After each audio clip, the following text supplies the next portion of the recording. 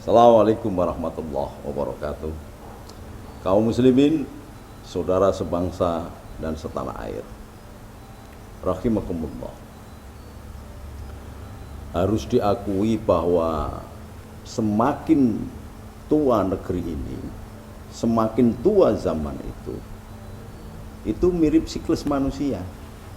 Jadi tumbuh, lahir, tumbuh, cerdas, kuat, kokoh, semangat, punya visioner yang bagus. Makin tua makin loyo dan makin goblok. Namanya pikun. Sama dengan bangsa ini dan orang-orang yang kemudian menyerap ajaran-ajaran agama hanya pada tataran kulitnya. Ada lapis bawang yang terluar saja. Sehingga semua ditafsiri dan dicocokologi dengan ngawur.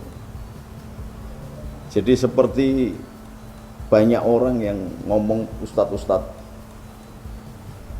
sebut saja Ustadz Basalamah misalnya yang jenggotnya panjang itu, yang pernah saya sentil juga.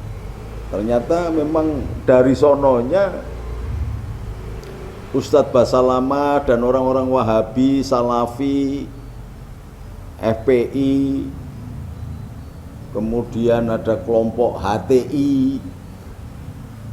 Kalau di partainya ya PKS lah, itu PKI Arab itu memang sengaja memang ingin mendowngrade. Karena apa? Ketika bangsa Indonesia ini yang memiliki akar budaya ribuan tahun dan memiliki genetika sejarah kebesaran sebuah bangsa agung yang memiliki visioner tinggi sehingga menampilkan karya seni dan budaya yang banyak diakui oleh dunia, mulai dari Borobudur, itu karya yang sampai sekarang tidak ada satu manusia pun yang bisa membuat kecuali nenek moyangnya bangsa Arya yang tinggal di negeri bernama Nuswantara. Nuswantara itu artinya adalah nus manusia, swa mandiri, antar senantiasa berhubungan dengan Ra,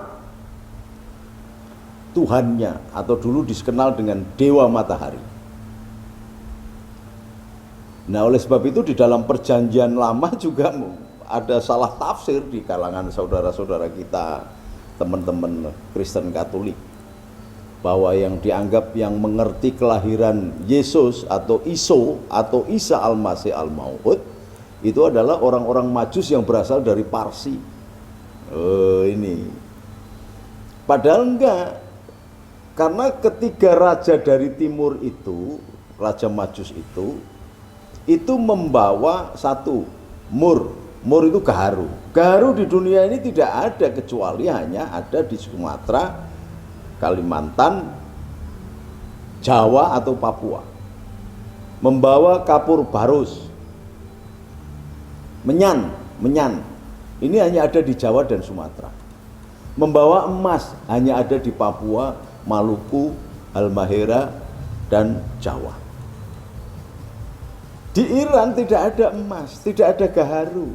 Oleh sebab itu bangsa Mesir 3000 tahun sebelum kelahiran Yesus, atau bahkan sebelumnya zaman Nabi Musa itu datang ke Jawa, Dwipa atau Nuswantara itu untuk membeli barus, kapur yang wangi.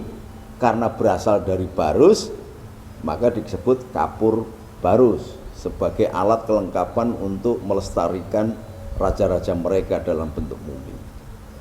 Ini demikian tingginya sehingga ada clue dulu Wakila itu kerajaan Sriwijaya, raja-rajanya justru mengundang Rasulullah dan sempat hadir Sayyidina Ali untuk memberikan pemahaman tentang Islam. Karena Raja Sriwijaya itu kata ada yang mengatakan umurnya sampai 900 tahun. Kemudian sahabatnya Rasul yang namanya Salman Al-Farisi itu usianya sampai 300 tahun. Wakilah begitu.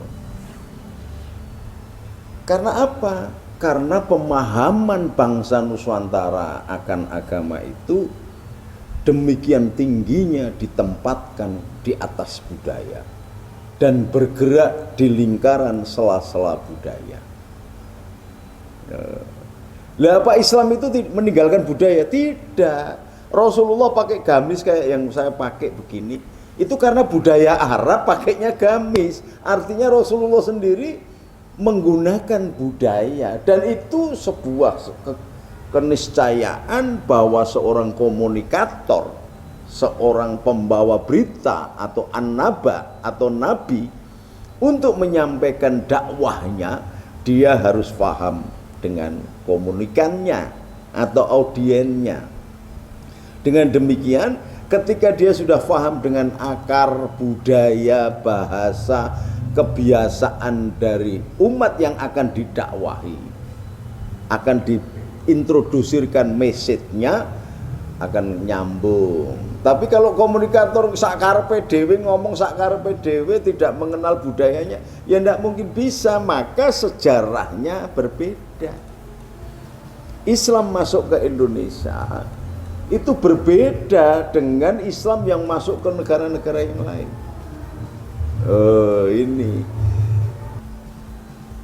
ada sentuhan esoterik, ada sentuhan asketik. Jadi tidak hanya dalam bahasa syar'i saja. Karena dulu guru-guru yang ada di Mekah itu berasal dari bangsa Nuswantara, Jawa Dwipa zaman dulu. Jawa Dwipa itu wilayahnya malah sampai Australia, sebagian Cina, provinsi Hunan, samping Burma, bahkan sampai Tumasik, sampai Kochi. Dan ingat, imperium pertama adalah Jawa Dwipa. Sampai bangsa ini melakukan muhibah 3.000 kapal ke Afrika, Mosambik, mengajarkan pertanian, mengajarkan budaya, masih meninggalkan jejak sejarahnya. Presiden Madagaskar aja bangsa Indonesia, keturunan etnis Mongol. Ini kita ini bangsa yang luar biasa. Cuman karena kemudian bahwa bangsa ini dijajah, sejarahnya dihilangkan. Untuk apa? Ini sama persis antara Belanda, PKS, Wahabi, Salafi, itu hampir sama persis. Memisahkan bangsa besar ini dari akar budayanya. Maka dihilangkan semuanya. Kan aneh nih. UNESCO aja menganggap bahwa karya agung, masterpiece, namanya keris itu, tapi di sini diinjek-injek oleh bangsa Kadrun yang goblok-goblok karena cuman panjang jenggotnya saja itu. Dunia mengakui, tetapi orang yang diintrodusir ke sini menabrakkan dengan agama. Padahal dulu agama itu disebarkan dengan budaya. Karena tidak mungkin agama yang baik disemaikan di lahan yang tidak baik, itu tidak mungkin tumbuh.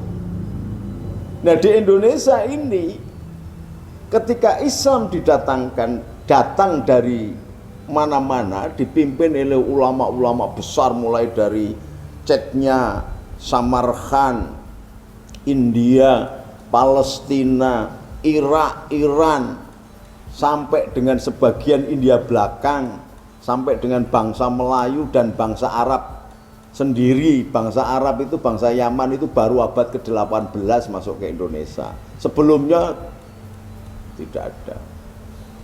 Itu melakukan pendekatan dengan budaya. Karena apa? Karena pada waktu itu Islam masuk di tanah Jawa Dwipa, kerajaan-kerajaan besar masih beragama Hindu. Dan sebelum Hindu ada yang agama Nuswantara, yang itu ketika disebarkan pada kerajaan imperium dipimpin oleh Aswawarman. Aswawarman ini bergelar Dewa Matahari, maka disebut Ra, Dewa Matahari. Makanya di dalam perjanjian lama dikatakan Raja Majus karena menyembah matahari. Sebelum Hindu itu, kemudian memiliki anak yang luar biasa disebut anak dewa juga, namanya Mulawarman. Yang kebetulan Mas Jokowi ketika kemah kemarin itu